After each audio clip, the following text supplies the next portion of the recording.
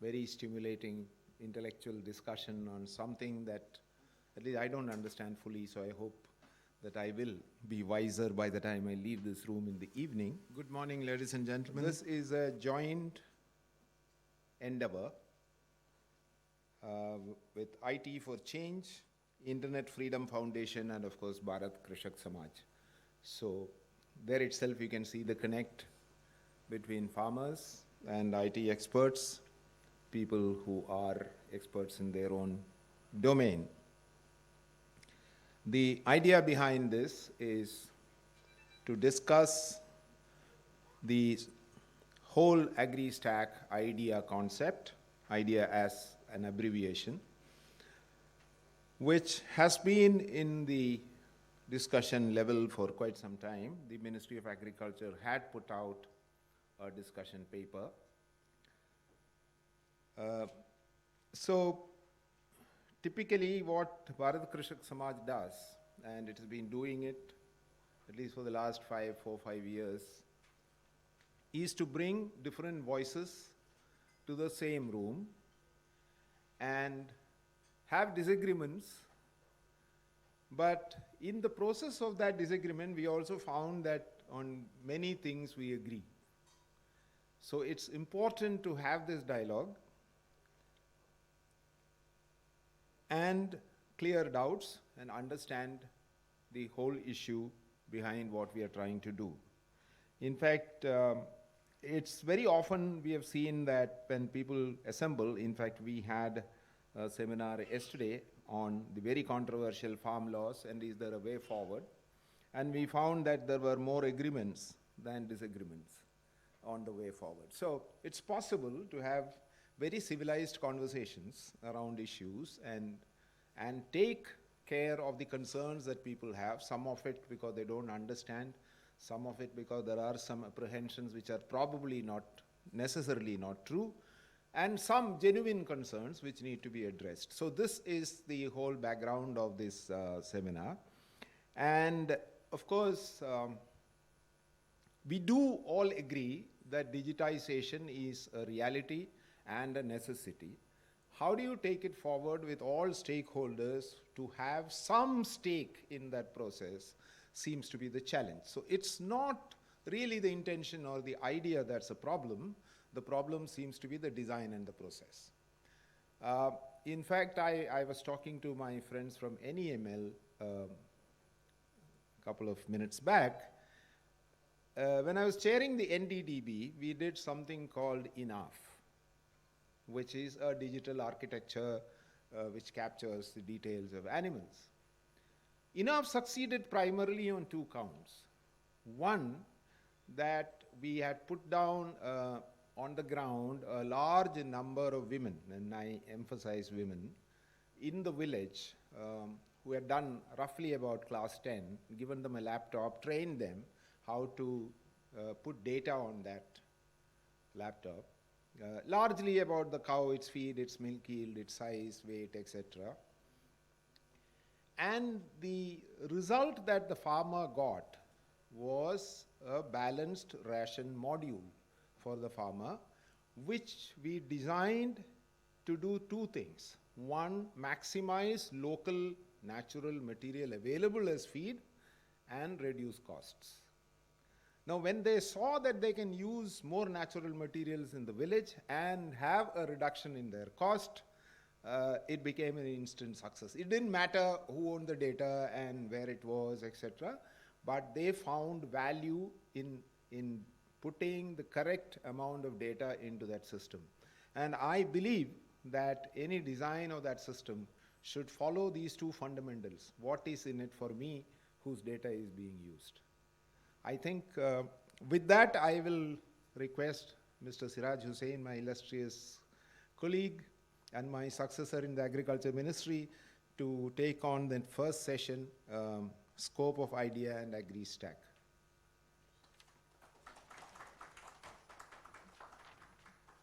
Siraj, you will call the panelists. Siraj, you will request all the other panelists to join in. Thank you, sir. Good morning, everyone. May I now request Ms. Warik, my my dear friend Mr. Rajiv Chawla, Mr. Atul Chura from Agribazaar, and Mr. Rohin Garg from IFF.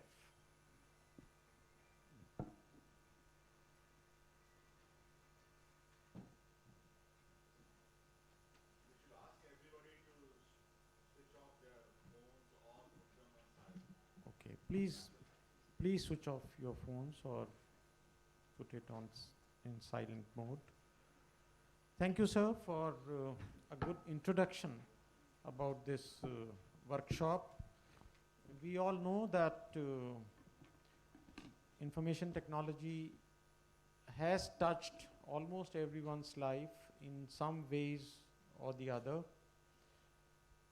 Even though the main objective of demonetization to eradicate black money may have failed for a variety of reasons, but there is no doubt that it facilitated the use of information technology in our lives. I am happy that Mr. Rajiv Chawla is here, and we will begin today's session with him because he is the one who brought use of information technology to rural economy much before the use of IT, the importance of use of IT was discussed or even realized by the governments. So he has been involved with the Bhumi project of Karnataka for a long time, and after that the Ministry of Rural Development in the Union government also started a scheme for digitization of land records. And as far as I know, most states have successfully digitized the land records. He will explain, I request him to explain what is it that has been done and what is it that has not been done in the digitization of land records. There are some finer points which are not very adequately understood. I'm sure you guys know, but many people do not know what is still missing in the digitization of land records. So we will begin with him. I request him to explain, give the background of Bhumi project and how does it relate to the digitalization of agriculture, which has now been taken up by the Ministry of Agriculture, and what role does he see for the current project, about which there are many questions which have been asked by people across the spectrum, including the farmers' organizations, because there is a great deal of concern about how these records will be kept, what will finally happen to the privacy concerns of the farmers, and what is the possibility of misuse of these records. Also, I will request him, since he is from the Government of India, to explain, because I have not understood, even though I do follow it, how these 10 organizations were selected by the government, and what does the government see as value addition by this project, which is in the pilot stage. So over to you, Mr. Chawla.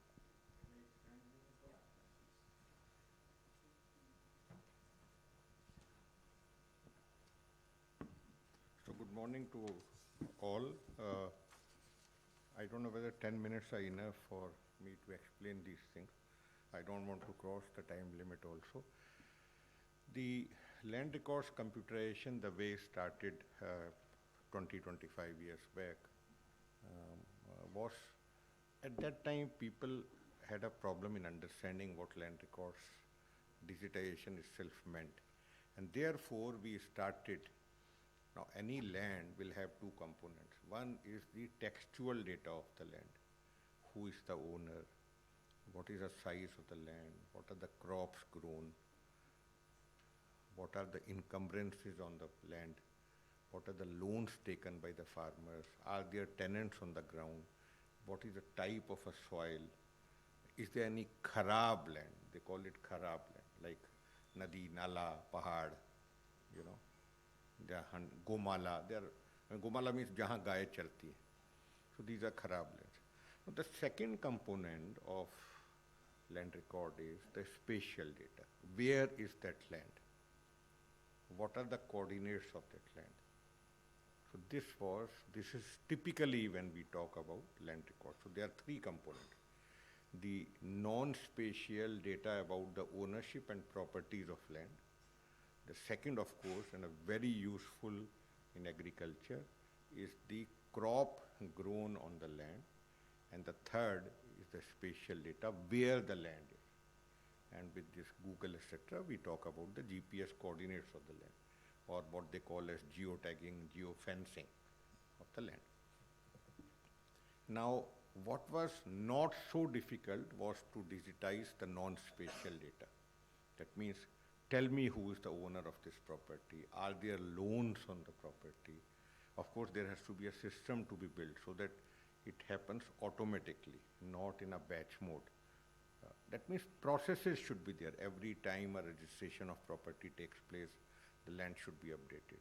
Every time a succession takes place, the land record should be updated. Unfortunately, while 20 years have passed, a couple of states who have not, and I will not take you too much of intricate detail, but the fact remains that there are some states who have not graduated to those granular details where, for example, Maharashtra. Every time a mutation takes place, that means land property changes from A to B, B name comes a little later. Now, what is this later?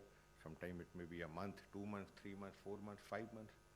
Now, on the other side, in Karnataka and many other states, like Gujarat, for example, as soon as the property mutates, it shows in the land records itself directly. That means it is a single source of truth. And the best way of single source of truth is that you should invalidate parallel records. I mean, if you have faith on this, then no other record should be there. Now, in Maharashtra and many other states, you have parallel records. So you have paper records, you also have digital records. So this is on the non-spatial data. If somebody wants to know, I have done this work for quite a time. So now the second component is the crop data. Who is growing what? Now Karnataka, for example, has 200 lakh plots, and you multiply 200 lakh by 30, you get 60 crore plots. What is a plot? A land owned by a person. If he owns 3 lands, it is 3 plots. Now, how do you go to 200 lakh plots? 10,000 village officials, can they go to 200 lakh plots? And why will they go? I mean, why? What is the excitement for them to go? And therefore, in most of the part in the country, I would say more than 90%, or maybe 95%, you don't maintain land records. You just write something, because you have to write. But if you see the data, you will understand somebody is cut, copying, pasting. Thanks to Microsoft, you have Control-C, Control-V, you do that. Now the third, more difficult component is to have digital spatial data. How do you do that? 200 lakh plots again. How do you reach out to this plot? And before you are reaching out to this plot, what is more important is that you first draw the lines on the ground. I mean, digitization happens after you draw the line. Digitization, you first say who is where. So every time a mutation takes place by way of division of property, a farmer sells half an acre out of 2 acres, somebody has to draw the line there, saying, so he says, मैंने आधा एकड़ बेच दिया, पर कौन सा आधा एकड़ बेचा? So the land record system is not so good, except Karnataka, where we have a concept of what is called pre-mutation sketch. What is a pre-mutation sketch? I mean, if one looks at it logically, very simple thing. Before you sell, tell me where the land is. So there are what is called licensed surveyors now for 15 years. So this concept was put in place in 2007 or 8, saying that if you want to sell your land, government has appointed licensed surveyors. Please get a plot sketch made, draw a line between the bigger plot, and both the parties should sign, that is buyer and seller. And what government does is to just implement that. After all, it is your land. Why the hell I should bother about? So if you are drawing a line, you are drawing a line. We will only ensure that it is indeed half an acre.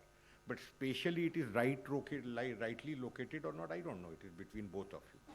Unfortunately, except in Karnataka, 1 or 2 states tried, but even today, after 15 years, we don't know, we don't have a concept for dividing where your land is. So the land record on the non-spatial side talks about where your property is, but on the spatial side, it is not known where that property in the ground is. Does it get updated? The answer is yes, it gets updated. But it takes too much of time, sometimes 6 months, 1 year, 2 years, 3 years, 5 years, and on demand basis. If a farmer makes noise, then somebody goes, the surveyor there, and does the survey there and says, this is the line as per the field. Now, once you have these lines, then somebody has to digitize those property records. So those digitization of spatial data has still not happened in many places. In fact, in most of the places. So then, of course, the next component is georeferencing these properties. That means if you digitize these properties spatially, that is done on a sheet of paper. Now I have to georeference. That means like a Google, I should be able to reach a property. So these are the components involved, and as I said, georeferencing of, and I'm going into a little detail, pardon me for that. If you georeference a village map, what is village map? A consolidation of all properties. Village maps have been georeferenced in 4 or 5 states, which is a very good news, but remaining states have to still do the village map georeferencing, although they have the village map. Now, village map may not have all the parcels, but how does it matter? If I have a bigger parcel, I know there somewhere there inside is this person also sitting.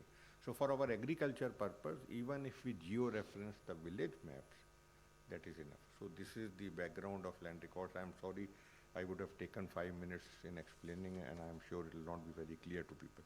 What Mr. Jakhar told me was to talk about 3 or 4 components, and I thought I'll finish that first. Why is, so what is this digitization? Idea, as you know, is for digitization, right? India digital ecosystem for agriculture. Now the ecosystem basically would mean the government and the private sector. The government cannot deliver all the services, and therefore private sector will have to step in. And I'll come to the issues with the private sector. People like Mr. Jakhar and others would talk more about it. I would only talk from a government point of view. But what is important is that if you want to have an ecosystem, the least you have to, what is that? So who will drive this ecosystem? Obviously, the data and the policies would drive this ecosystem. And what is this data? Now, the data is a huge data, but the basic data which government has to provide is the land record on the non-spatial side, on the spatial side, and the crop details, which is the bounden responsibility of the government. They need to provide. They cannot wriggle out of this. But once you do this and you provide this data, then there are many other data which should become part of this ecosystem. For example, the satellite data. How is the crop data, NDVI indexes, crop satellite data showing? What about the soil health data? What about the water stress data, right? And then what about the weather data? What about mandis data? Whatever arrivals, costs in the mandis, right? What about warehouse details? The capacity available in warehouse. Now these all together will become the global data on the top of which the idea framework will sit. Most of the data would come from government, but the core data with which you can start, as I submit to you, is the crop, the spatial maps, and the ownership details. But of course, the other data would equally be required. Now, one very important thing which my senior spoke was, and the other officer spoke, was about the privacy of this data. And therefore, government will have to put in place a consent framework. How do you share data? You have ROR data, record of rights. I must tell you, the ROR and map, sir, I'll take 5 more minutes. I mean, you have told me 2, 3 things to explain. So the ROR is in public domain. So you can go to any website and download records. But can I give this data in a more organized manner, digitally, without the consent of the farmer? Now, this is a question which I think all of you will have to debate. I can tell you that there are plus and minus of this. When you give a API-based electronic data where you can download hundreds and thousands of records electronically, it is different from scraping a website and getting one record at one time. Can I give it without farmers' consent? Can I create a consent framework? The answer is big yes. So there is already a consent framework which Karnataka has put in place. Now, will farmers know how to give consent? So when Big Bazaar or Agribazaar or NEML wants a data of a farmer, and why does he need a data? Today, Karnataka is in a position to say, I was telling sir yesterday, that if you want to know that I want 100 tons of tomato in the month of June within 50 kilometers of Karnataka, can you give me this data? And thankfully, Karnataka is in a position to give this data. So it runs a query because it has a spatial data. It also knows the crop, and I'll explain later if somebody is interested in finding out how is the crop found in real time. And I know their farmers' coordinates, farmers' phone number, farmer details, so I can give this data. Now, therefore, Agribazaar and all these Ninja Cart, etc., will be very excited. But can I give their farmers data? What if farmers today ask me, 8,000 of these farmers who have grown tomatoes within 50 kilometers of Bangalore and are graduating, getting harvested in June, can I give their data?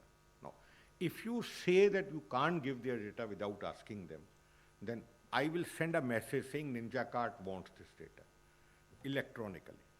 Or there will be a mobile app on which if they open, they will see a request. How many of them will understand this?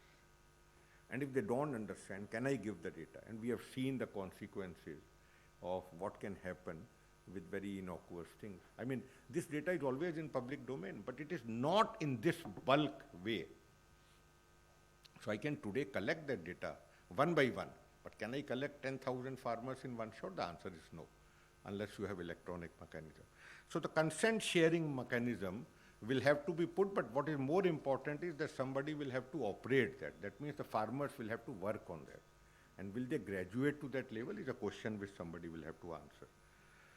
You will also have to have a data exchange platform because this is consent data. You will have other type of data, weather data, this data, somebody has some data, other person has some other data, somebody has the crop health data. So the data exchange platform will have to be built, which is much easier to build. You will have to build a sandbox also so that people can, once I expose this data, people can try their technology. Much easier again, people like us know how to do this. Three more things here. The capacity building of the farmers and government employees is something which will be very critical. How do you tell farmers what is there in idea for them? How do they use the data? So the capacity building of the farmers and government employees will be very, very important. And then, of course, two other things which are important. One is commercialization of this data. The moment you have this data, there has to be an equitable access to all the private entities. You have to have democracy in sharing of this data. You can't favor people. We heard about UPI and some people, early starters, I'll not name them, there were lots of controversies. Idea should not get besieged by these controversies that somebody enters into the sandbox earlier, and although it's not so easy because finally you have to reach farmers, it's not so easy, but then one will have to understand that there will have to be a democracy in sharing of this data. The data should be, of course, as I said, should be shared with the consent of the farmer. Data cannot be used for other purposes. Now, this is another thing which is important. One entity sharing the data with another entity. All these things will become important. Then, you know, the data is the power. People should not misuse it. And then, of course, who are the entities who should be allowed to use this data? So there will have to be a mechanism for shortlisting of these entities. Should government do this? Then there would be favoritism again. What if I share this data with some organization which is not of good repute and they do something? Now this something is unknown now. And maybe people may say, many people criticize me saying, you are unnecessarily being defensive. Now, if we give this data and organizations who are giving advisory, let us say, turns out to give a wrong advisory, would government be blamed? Now, people say there is education in the private sector and nobody regulates it. Why the hell you want to regulate this? But the fact remains here that we are sharing that data. And because we are sharing that data, should we regulate? And are we capable of regulating? So they say we have IoT, we have AIs, MLs, all type of languages used, and this is the advisory which is correct. And the advisory is used by the farmer because we have shared the data. They will say affiliated with Government of India, consented by government, some language they will use.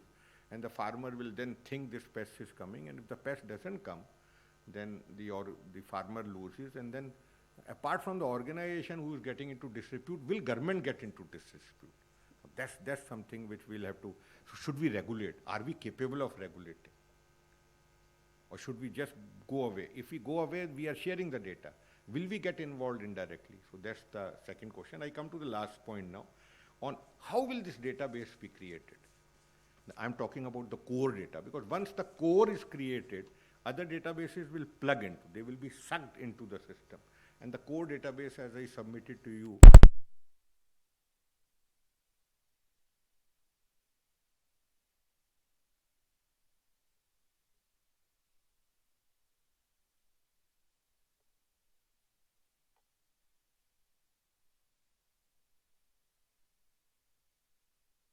Government of India will have to keep in mind that they should not centralize.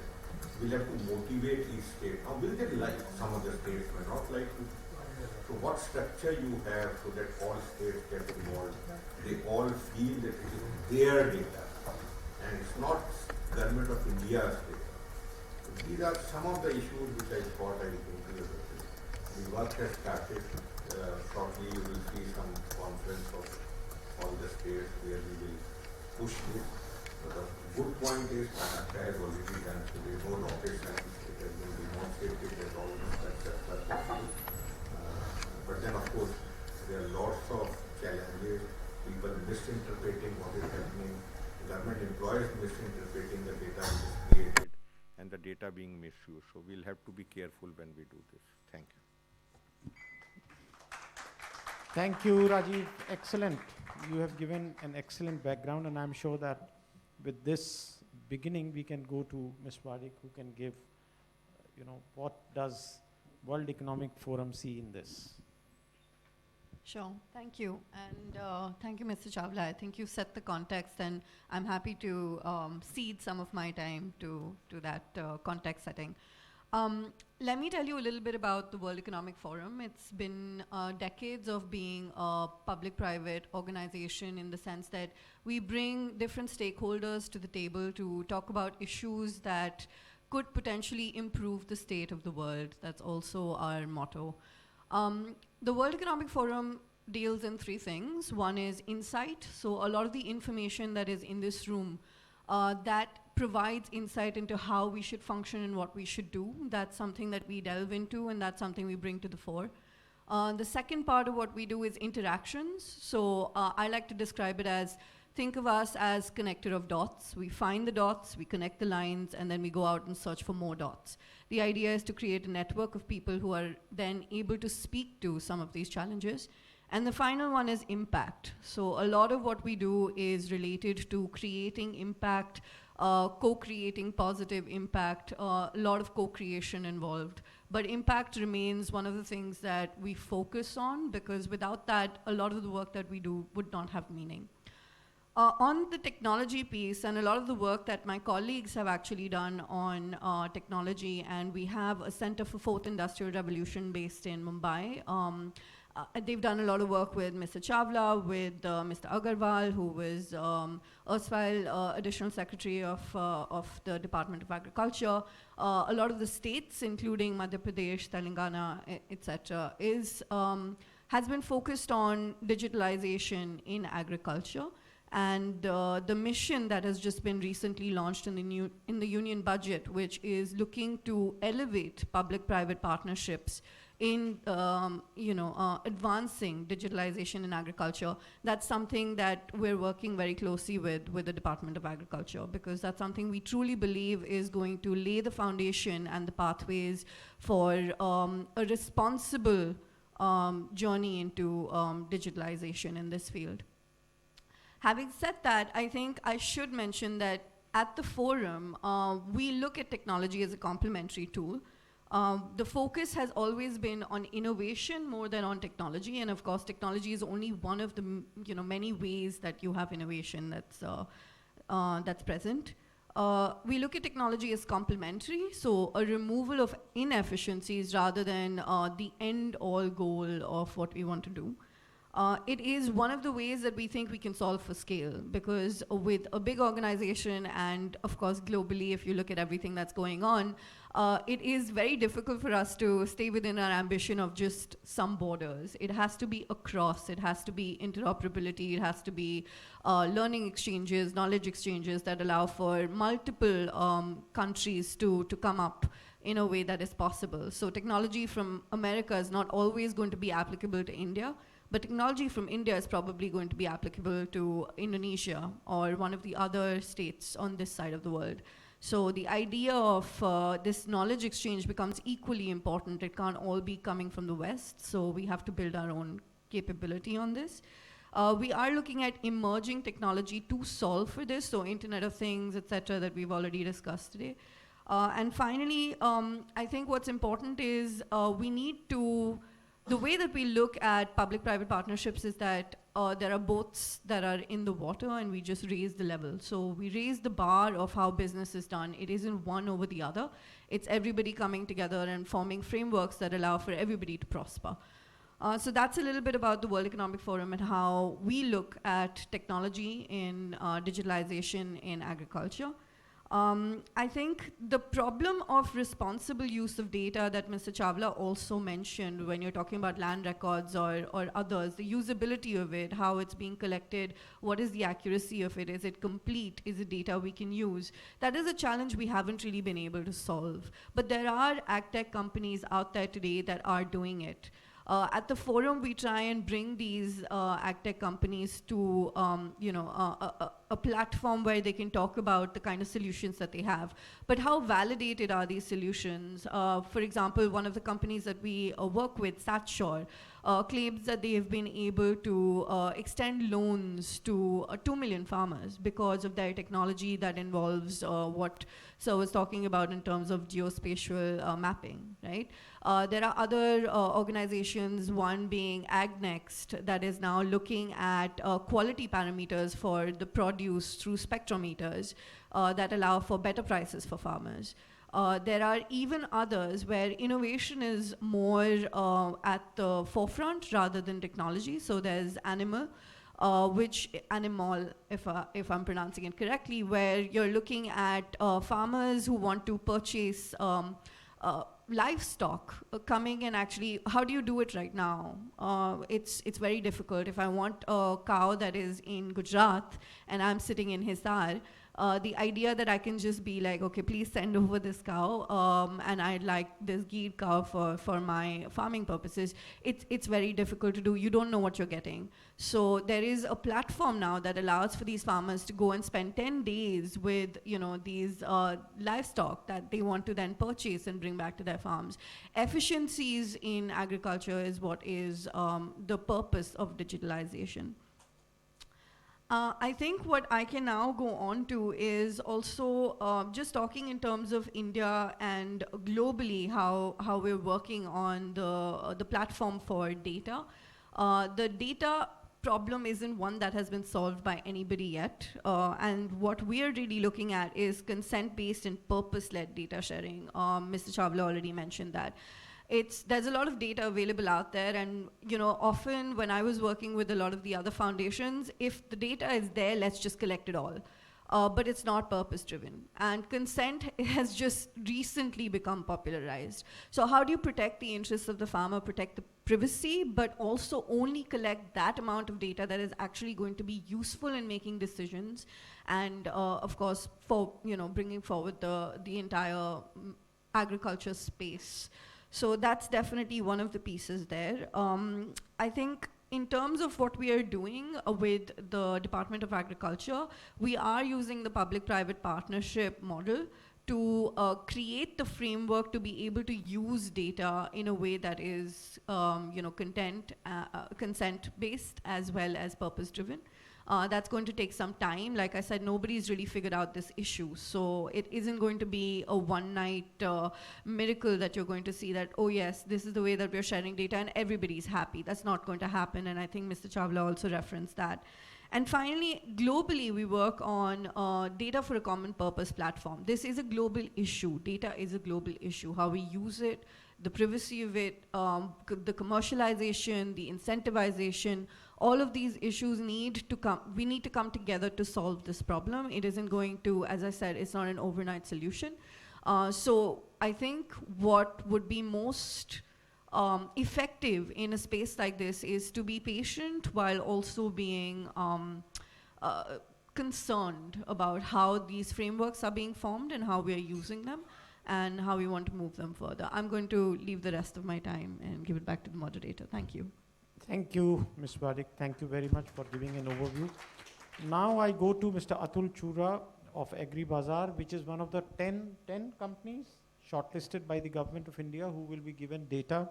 So you may like to explain and remove the doubts in the minds of the people about how Agribazaar and other companies were selected. What did you tell the government that you were selected and not anybody else?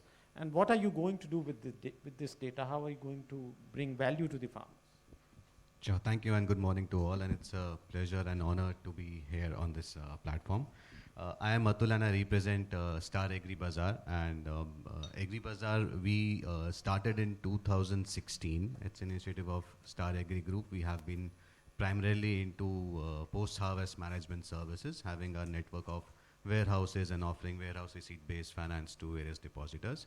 So objective of starting Agribazaar was to digitalize this agri trading, the post-harvest trading of agri commodities, which is happening in a traditional way, commodities exchanging hand between farmers and traders and processors, and even government buying and selling commodities. So the objective was to, if we can create a digital ecosystem which can replicate how traditionally the commodity trade, which is a highly risk-prone business, is done, and can it enlarge the focus of, enlarge the scope of trading between the two entities, which is currently largely based on the relationships and past experience. So how can we make this a vast network and digitalize agriculture? So in last year, when coming up to how we get to sign this MOU was that 2 years back, we have been working a lot with the Agri Ministry on different projects, and we got to know that there is some standardization of data which is happening. We did a small pilot also, and when we came to know that there were MOUs which are being happening, I think the Microsoft, the first time which happened, and we got to know from the media. So we approached the government with a proposal saying that we want to contribute to this objective, because what we really feel is that there is a lot of companies and there are a lot of initiatives that can be taken using the technology. But the challenge that happens is that, one, that how impactful or how accurate the technology deduced analysis are, and secondly, how do we reach out to the farmers has been a major challenge. And that is where these digital technologies are still at a very nascent stage when it comes to farmers adopting or companies approaching with these digital technologies. So when with the concept idea, we thought, we proposed that we will be doing this pilot in about 3 blocks, and 1 block each in state of Madhya Pradesh, Rajasthan, and Uttar Pradesh. And at that block level, we will be looking at how we can use this information which we get from AgriStack, and how this data which we get from AgriStack can be sanitized and integrated with the data which is available at the state at different levels, not only the land records but other details at the state which is there. How can this data be integrated, sanitized, and then made into a good database? So that was the first step. Second was to that what can be done with this data. So for what can be done with this data, we took a challenge that if we have this data, if we know exactly the spatial details of a farmer, if we know where his farmland is, and if we know the details of the farmers and the scheme data that we have got, so there is a possibility to offer a location-based services, which was one of the major focus areas in the idea document also. So by knowing the farmer's location, the geography of his land, so we propose to offer four kind of services. One, to give a market linkages services. Second, to help him secure agri inputs and maybe rationalize his spend on agri inputs and source it directly and in some more efficient way. Third was to give some location-based high-end advisory services to the farmers. And fourth was that whether this information can be used to help farmers secure finance from the banks or from the regulated channel at a much lesser rate of interest. So these were the four broad objectives. And with these objectives, the third intent that we have for this MOU is that what can be the delivery mechanism? How do we reach out to the farmers? Now we have got the data. Maybe we have also got some solutions that what can be done with this data. So third is on the delivery mechanism, that how we give this information to the farmer. And this delivery mechanism also have three components. One, which is the validation, that whatever we have got this data, is it helpful for the farmers or not? Is it accurate or not? And our farmers really need that information, and can that be delivered in the most efficient way to these to farmers or not? So with these three objectives, we started with the MOU activities in these three blocks. Currently, we are at different stage of implementation in different blocks, but first learning that we had was that the three states, they all have very different ways of collecting this data. And though all these three states are in northern belt, Hindi speaking states, maybe also using Hindi language for most of the record keeping, but the mechanism of recording data, the terminologies, the data structures were very different for both these states. And secondly, even the extent of data which was available with the states was at a very different level. So all these three states, we had three different experiences, and it gave us a perspective of how different kind of data and formats are there. And maybe by end of this MOU, we'll be able to help IDEA in having some kind of a policy framework or a system framework, that how do we structure this database which largely encapsulates the different formats which are being followed, at least by these three states that we have been working with. So by getting this database, the first thing that we did was we linked these spatial records that we got from one of the state with the satellite data. And then we had an army of people on the ground which went there. We did some sample surveys, we collected soil information, we collected crop information, we collected crop health information. And the objective was, if we can start creating a dashboard where, on one single dashboard you can identify the farmland, you can identify the farmers, you can identify what crop he is currently growing, what was the crop that he has grown in the past, what has been the health of the crop, what are the weather and the soil and the moisture parameters of that particular farmland. So this was the first stage where we were integrating the government records, the farmer records, the idea records with satellite records and with remote sensing data, with weather data, with soil data, and create a dashboard which can then become a platform to give services to the farmers, to get them information which can be used by multiple stakeholders. So that was the first step that we did, and again, as I said, we are at a different level of execution in different states depending upon what is the current status of data collection on the state. So based on, another thing that we did accordingly, and our strength comes into agri trading. So we have acquired licenses to operate private mandis in the states of Rajasthan and Madhya Pradesh. So based on this, we set up our own centers at some of the warehouses. We established facility to do scientific testing of the commodities for the farmers. Looking at the village-wise mapping of what crop has been grown, we run a lot of campaigns and we educated farmers on that. There's a platform, there's a private e-mandi concept, there is an alternative to the traditional mandis, and we invited them to come to our procurement center to get the commodity tested.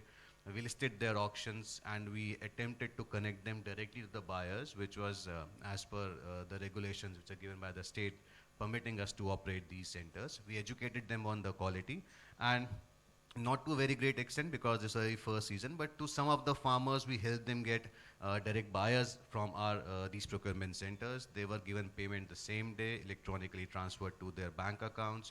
Every record was maintained digitally. The details were shared with the mandi board. So we tried and we educate farmers on, there's some alternatives of directly connecting and also educating the buyers specifically that there can be alternate models to mandis and there can be benefits of directly reaching out to the farmer using a digital platform. Then we also we are trying to have skill development with the FPOs. We are doing a project where we are trying to uplift those FPOs and open up their own input shops and create direct linkages with the people. But most importantly, what we have done is we have created a digital map of the soil health, weather, and all the indices that we are done. And right now, we are in a step of validating that data. If we have assessed a soil condition of a farmer, we are doing field surveys to understand how accurate that data is. And on delivery mechanism, we strongly believe that the KVKs and the government has a very strong infrastructure on the ground to reach out to the farmers. And by end of this, we strongly believe that these KVKs or these, the government mechanism, the FPOs, the cooperatives, I think there is a lot of value in giving these tools to these KVKs and the cooperatives, and they can be the medium of reaching out to the farmers and use those technologies and the tools for a better relationship with the farmers and to give a more efficient advisory to the farmers. We also realized that every state government is doing a lot of initiatives, especially when we went to MP. So MP has its own SARA app, which is a very fantastic app where they are updating the farmers, their Girdavari data, the crop they had sown. So I think there are a lot of areas where we can, and the private sector can work with these government entities who are developing these digital technologies, and instead of going with another solution, maybe strengthening these, the government-based initiatives on digital technologies, which will, because they are having a lot of information, the ground staff presence also to collect this data. So these are the various aspects of things we are doing. And finally, on the finance side, we have created a certain digital profile of our farmers. We have been using technology, we have been able to deduce that whether this land of a farmer, was it used for farming or not? What kind of crops he has grown in last 10 seasons? Is he a regular farmer? Is he, what kind of, how much land he is using there? What could be his income from that? So we are creating a financial profile of the farmers, which may be used by the banks and all to give a loan to the farmers over and above the KCC. And to start with, we also have our own NBFCs, and we are tying up with the banks. And in some 2 or 3, we are planning to give a ticket loans to the farmers to the tune of 10,000, 15,000 rupees for a short duration, just based on these reports that we have generated, and then showcase it back to the industry. Hopefully that will help farmers and the banks to have a product which will enable farmers to secure funds and loans at a lower interest rate. So these are the various initiatives that we are doing, and hopefully that will be adding some value to the government end of the MOU. Thank you very much for an overview of what Agribazaar is doing. I think it is early days and we will get to know the results of these interventions maybe in about a year's time. Lastly, we come to Mr. Rohin Garg. I think he is from a firm of Internet Freedom Foundation. Okay. So you are very important, extremely important, because there is a huge concern about privacy and how these records in digitized forms can be misused by unscrupulous elements. So maybe you would like to inform us how the government should protect the privacy and the rights of farmers and other stakeholders. Certainly. Thank you. So if you can, I'll speak from here. So as Sir said, I think it's fair, as even Mr. Chawla said, there is a need to understand what sort of data regulations we need. But I'll start slightly behind and refer back to the controversial farm laws. And I think as someone just remarking, the issue, some of the issues there was not that the intention was bad, but that A, it wasn't conveyed properly, and that there wasn't enough dialogue. And I think one issue that we see, especially with digital technology here in agriculture, is that so far, at least in the idea process, a similar thing has been followed. When the idea consultation paper was put up, I think it was only in English, whereas there was no sort of, and it was a very technical paper that perhaps not many farmers would have understood. And I think the issue there is that sometimes there's this tendency to look at these data things, as someone else said, as a technical issue or as a digital issue. Whereas, for example, with something like the AgriStack, as it's colloquially called, it's an agriculture issue because the aim is to change the sector in a way that will provide significantly higher incomes to farmers. And I think that is something that has been lacking so far. So to that extent, the first step, I think, is that if the government can go directly and interact with farmers, that will be the first wellspring from which we'll actually get, okay, what sort of data regulations, to whatever extent, of course, digital literacy is low in India, but that, I think, should be one source of input because they'll tell you, okay, we know broadly what our data is, we're not as technically knowledgeable as the government, but here's what are our core demands. You can then translate them into policies. And I think this then stems further on into the lack of a legal framework. So right now, the data protection bill is pending with Parliament, and it'll come whenever. And I think, as I said, the government does sort of want to understand, how to regulate this data. But the issue is, for example, even with the data protection bill, there are certain key rights that farmers must first understand, be made aware of, and then provided. Because, for example, the right to interoperability is going to be a key part of this platform if it is to succeed. If within this sort of market paradigm, when the farmers need choice, if something like interoperability is not guaranteed as fundamental, that means they can't shift who they're getting their services from. Now, the fact is that, and this is still fledgling in India, but you have places like France, like America, like Australia, where digital agricultural projects have been carried out. And there, one issue that's been encountered is of digital technology lock-in. What that means is that when one sort of technology company or one service provider comes in and sort of enters into an agreement with the farmer and they have some resentment or some issues, let's say, with that particular agreement, they're unable to change because all the data they've collected they can't get back in interoperable form. So it's things like these, I think, that the government has to look to. For example, to hark back to the data protection bill, there are certain exemptions to the right to interoperability. So I think these are the sort of issues that they'll have to look at. And I don't have to go on about the importance of data, but I was speaking to a journalist, I think in January 21, I won't take names, but that journalist had been speaking to a small agri-tech startup. And what they'd said was that, given how agricultural market linkages are, given the lack of much margin, where are you making your profit? And they said, look, our idea is simple. We have funding from some VCs. For the next 5 years, that'll keep us afloat. After that, with the data we've collected, we'll sell that to some of the bigger companies and we'll get a return. Now, I think that is something that people have to also be cognizant about because that data is tremendously valuable. And without giving farmers ownership of their data, I think it will be very tough for farmers to actually receive the benefits of this. So in India, it's obviously not as fleshed out, but like I said, there are other countries that's happened. And there was a survey conducted with American farmers. And here are a couple of things I'd like to quote. So what they thought were issues with digital agriculture in America, which obviously has significantly more developed infrastructure. The first one is, of course, lack of transparency about the terms of use in data licenses.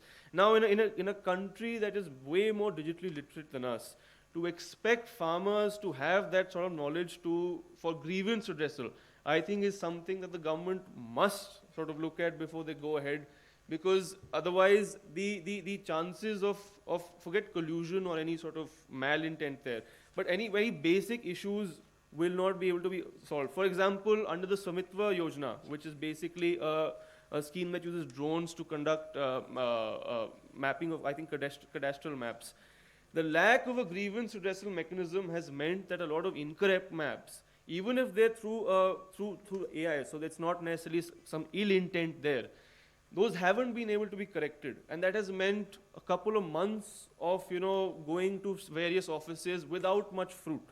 So I think the lack of transparency is one big issue. Another issue is, of course, that, as again said, that was put forth in the survey, it's possible actually in today's times to even legally own this data, but still not be in actual control of it, because ownership would have to mean something more comprehensive, which would mean farmers must know what their rights are, what they can do with the data, and who's using it at all points.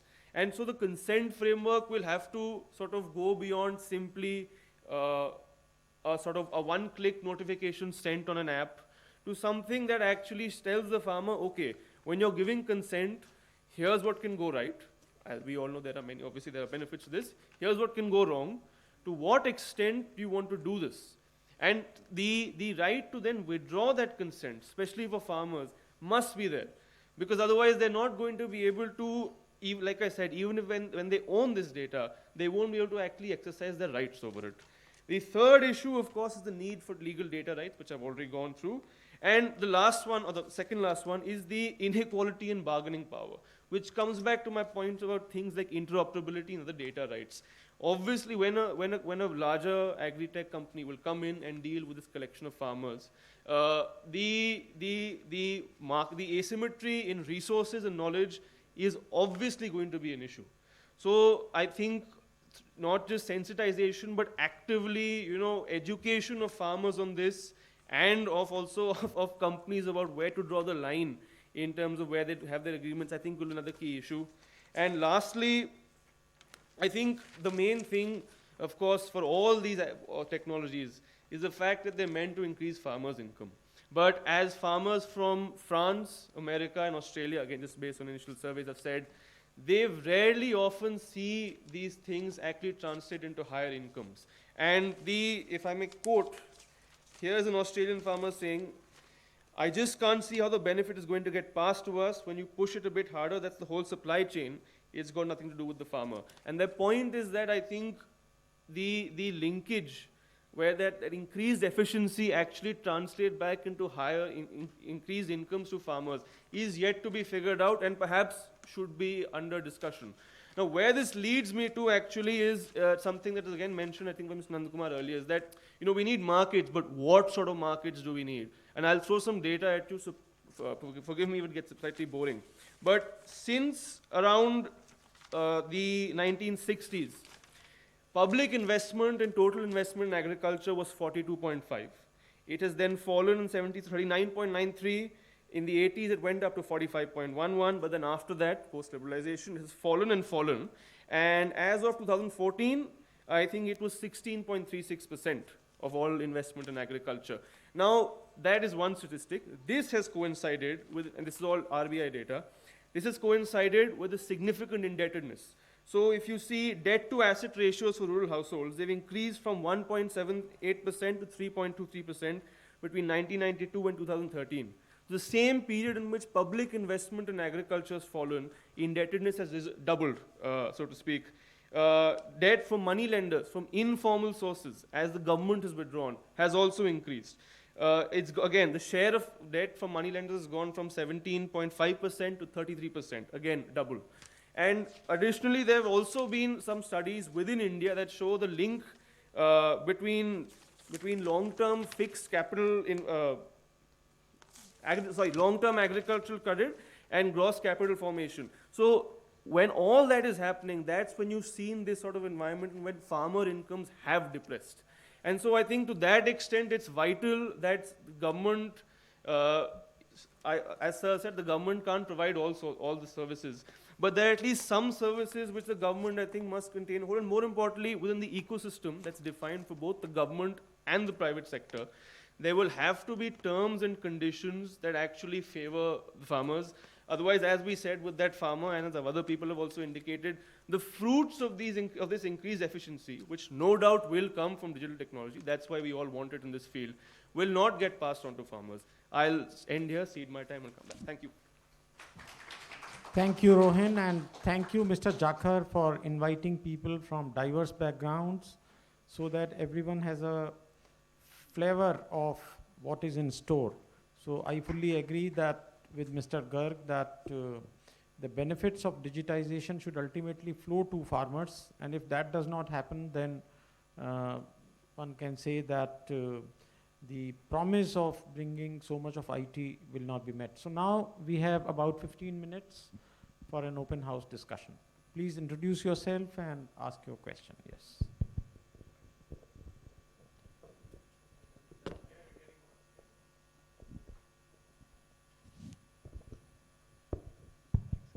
Morning, my name is Raman. I'm a follower of technology in agriculture supply chains. My question is actually both to Mr. Chawla and private sector folks on the dais. The benefits of tech in ag have been enumerated quite well, and I think some of them will show up in the next few years. The risk of tech deployment are very real. So, two-part question. One is, what is the thinking in the government of a regulatory mechanism or a regulator that will address the risk or adjudicate or whatever? The second is, if the risk actually lead to failure, where does the responsibility, accountability lie?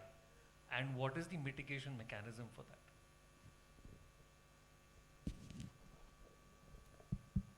And this is what I said in the beginning, that where do you draw that line? Now, when today you are not even, we are not giving any data, for example. You have so many ag techs which are providing services. Do we have to really regulate this sector? Now, when we start building that core databases which I spoke about, and we provide that core database in more organized fashion, obviously ag techs will grow. Now, do we regulate? If we don't regulate and something goes wrong, is the government responsible?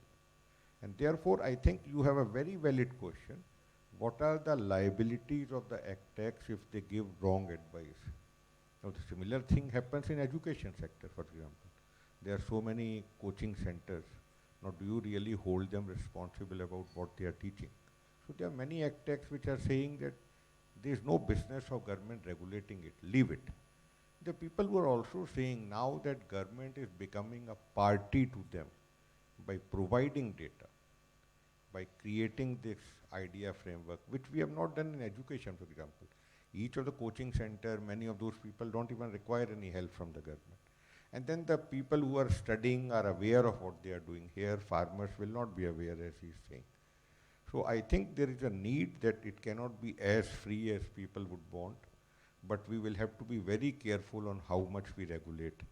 As we move forward, I think this regulator will, this concept will become more clear, but nobody can say that we can have free for all, especially with that amount of data, and on the other side, farmers being in a very, very weak position, not understanding the technology, getting swayed by big private sector. So some line will have to be drawn somewhere.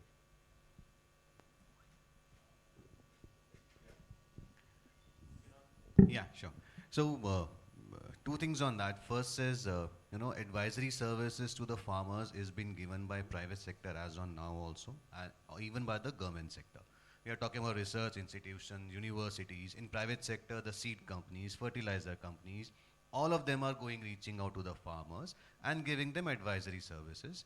And I do not see about any regulation in that, because this regulation comes in the point as if, farmers are not forced to follow those advisory. And let us not assume that farmers do not know, much about farming. So it is just an information which is going to the farmers, and it is up to the farmers to trust any source or not, follow any advisory or not. So I think giving advice to the farmers has been there. Now what technology can do, right now we are assuming that, private tech companies will build on this data and directly reach out to the farmers and make money. But why we are looking at role of the private companies only for reaching out direct to the farmers?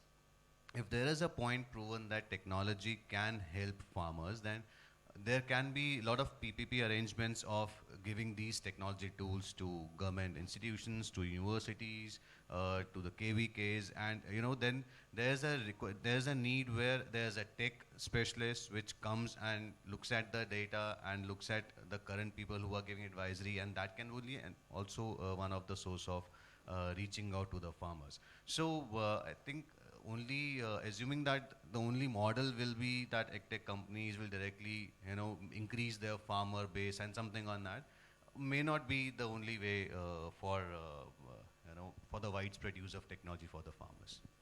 Yeah. I don't know, Siraj, to whom I should ask this question, which I'm going to raise. I'm Dinesh Abrol. I retired as Chief Scientist from CSIR NISTATS, and then subsequently I'm at the moment at Junk Festival in TRCSS JNU on sustainability studies, agriculture sustainability included. Okay. The question is, whatever tools, assets that are being created, variety of tools and assets that you mentioned, and then you are also beginning to use them because you are owning mandis as well, and direct interfaces under development. So are these assets going to be public assets, or and you have already started using them? Okay, maybe you have a first mover advantage using that particular data analytics or tool assets, whatever contents you have. Is that a fair thing to do? Is there not a conflict of interest? Should this model be at all followed? Regulation comes later. The very act of creation is creating a conflict of interest, and I don't want to use strong words, a lot of problematic is getting built right in the initial condition. Forget about regulation.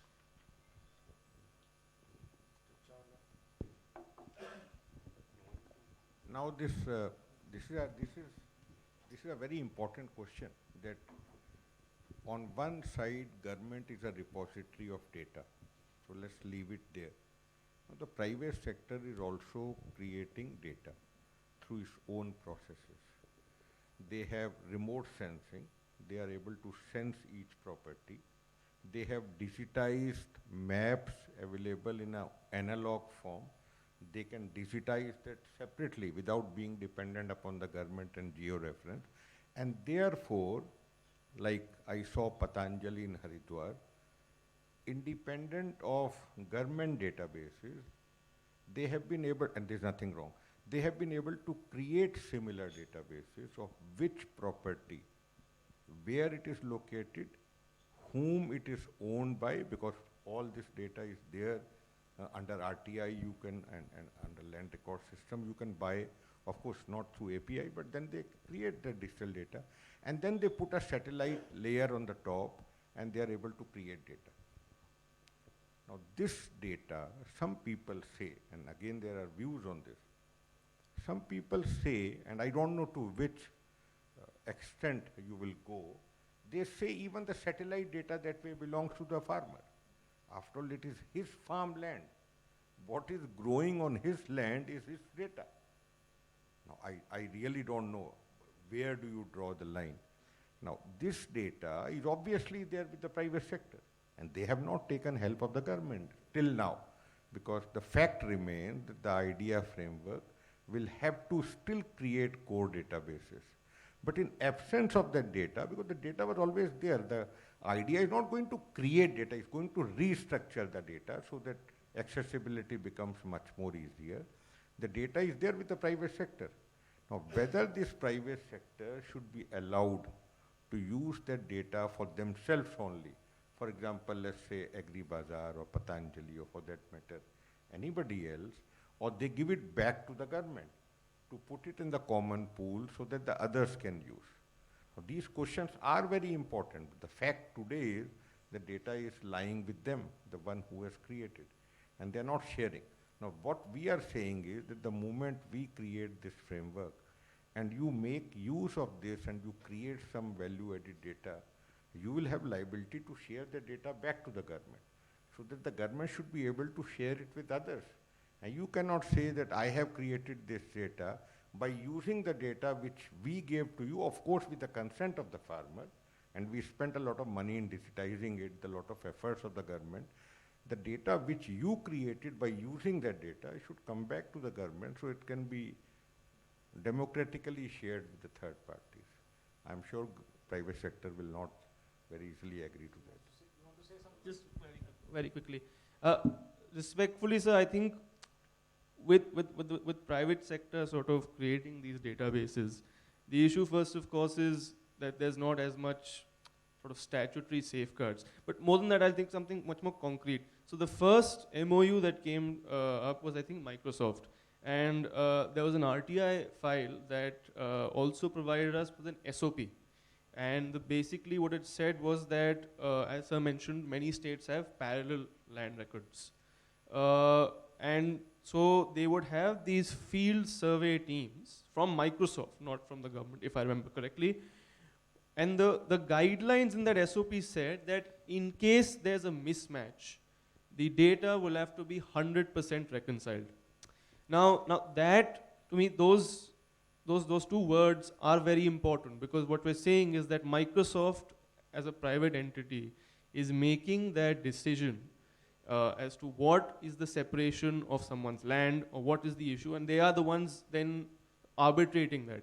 And I think that is something that even suppose that this MOU goes okay, is bound to have deleterious consequences later.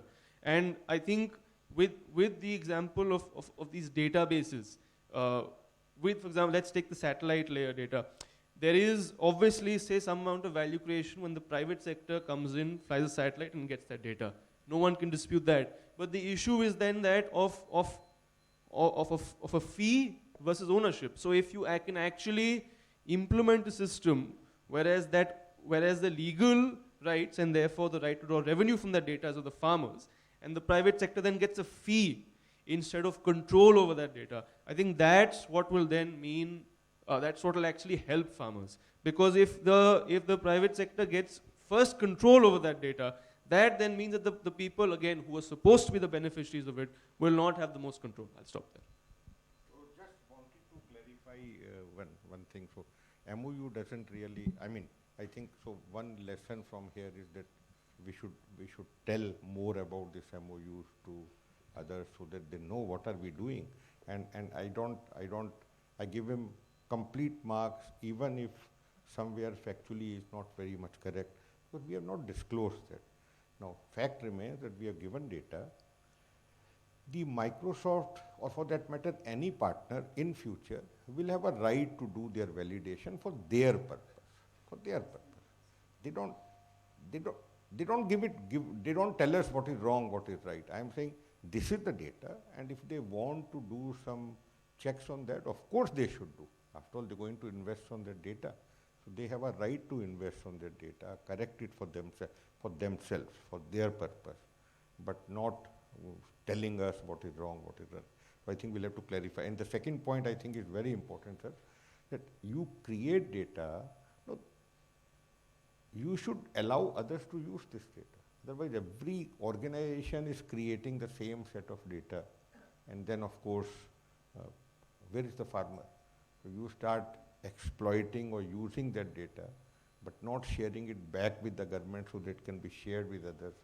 So I think that's something which is a challenge. Of course, fees, etc. is one way, but I'm saying that data which is created by satellite data, the health of a crop, so there is a health of a crop. Now we come to know that there is a problem, that there is a pest going to come. Don't you think government should know this? And government should let everybody else also know that there is a problem with this plot. Agribazaar, or for that matter, others cannot say, I know there is a pest, I will write it in my database on the top of the data which government gave with the consent of the farmer, but I will not tell government that a pest is going to come. I'll also not tell other organizations that the pest is going to come. So these questions will remain, sir, and they will have to be answered.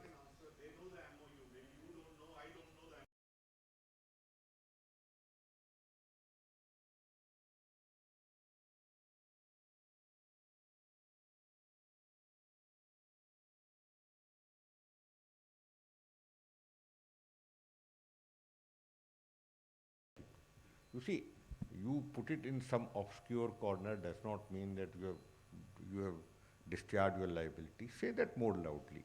Make it more clear to people. Searching in a website is a hell of a job. So kindly tell that MOUs are there in a more conspicuous way so that what can be avoided should be avoided. ना sir, हमारा कोई intention ही नहीं है और क्योंकि हमने कहीं corner में डाला है तो लोगों को लगता है कि हम कुछ गड़बड़ कर रहे हैं.